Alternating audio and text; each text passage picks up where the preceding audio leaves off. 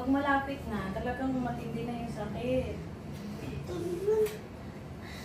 Dito, mainom mo tayo. Ulo, bangon ng ulo, wag likod na itaas mo rin. Yan. Oo. Okay, diretso mo na to. Oo, huwag ka pa magilip na yun. Diretso ba lang ako?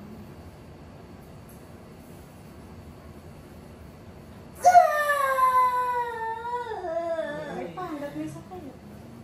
Sayang ang sakit eh.